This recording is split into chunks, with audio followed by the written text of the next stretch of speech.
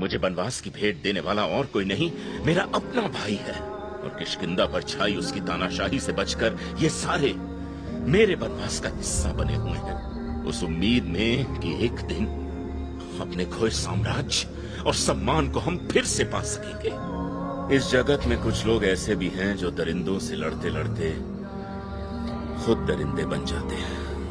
ये तब की बात है जब वानर साम्राज्य की पीठ में राक्षस मायावी ने अपने पंजे गड़ाए और पंजे के हर नाखून पर लगा किसी राजा का खून जो सूखा भी नहीं था, लेकिन उसके हिंसा की प्यास न बुझी थी न थमी थी।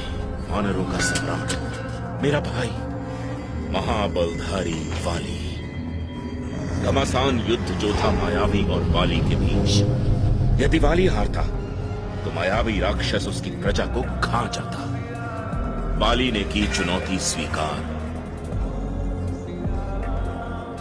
वो किसी भी हाल में अपनी प्रजा को मायावी का शिकार होने से रोकना चाहता था। फिर क्या हुआ महाराज? युद्ध, एक ऐसा महायुद्ध जो न कभी देखा गया न कभी सुना गया। विशाल वृक्षों को मायावी ऐसे उखाड़ता जैसे गुलाब की पंखुड़ियां, और उन्हें मेरा भाई वाली ऐसे झाड़ देता जैसे सूखी घास की पत्तियां। मायावी की फेंकी हर चट्टान वाली की छाती में ऐसे गिर के बिखरती जैसे हल्की बारिश की बेबस बूंदें।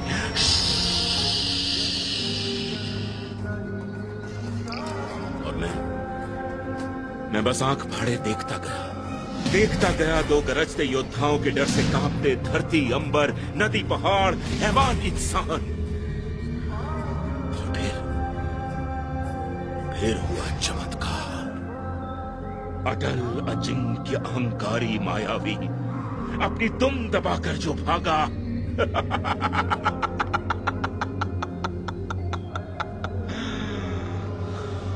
भैया और मैंने उसका पीछा किया। वो आगे, हम पीछे, वो फरार, बड़ी रफ्तार। और अंत में धरती के कोने में बसी एक गुफा में जाकर वाली के क्रोध से बचकर वो डरपोक जा छिपा।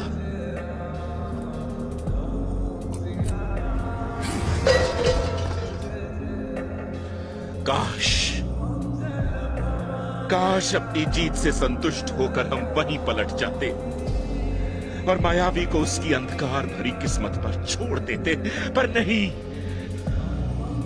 वाली का बदला पूरा नहीं हुआ था। मेरी विनतियों का उस पर कोई असर नहीं हुआ। वाली का मानना था कि एक वानर का कर्तव्य केवल अपने ही नहीं बल्कि सब राज्यों की सुरक्षा है।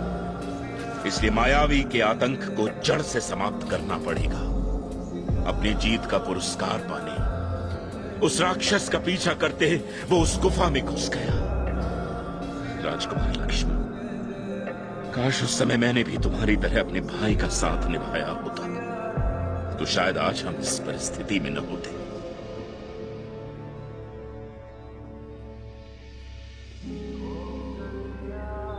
वाली गुफा की गहराइयों में ना जाने कहां गुम हो गया और रह गए महाराज सुग्रीव। वाली के आदेश अनुसार गुफा के द्वार पर पहरा देने। दिन बदले हफ्तों में, हफ्ते बदले महीनों में और महीने बदले सालों में। फिर भी वाली का कोई नामो निशान नहीं। हमें लगा गुफा वाली की समाधि बन गई थी। वो कभी नहीं लौटेगा, पर बिना राजा के राज्य अधूरा होता है। आखिरकार जो वाली लौट कर आया वो मेरा भाई नहीं था। अपना अस्तित्व उसने उस गुफा के अंधकार में ही खो दिया। वाली ने अपने भाई पर राज्य हथियाने का आरोप लगाकर उन्हें बंदी बना दिया।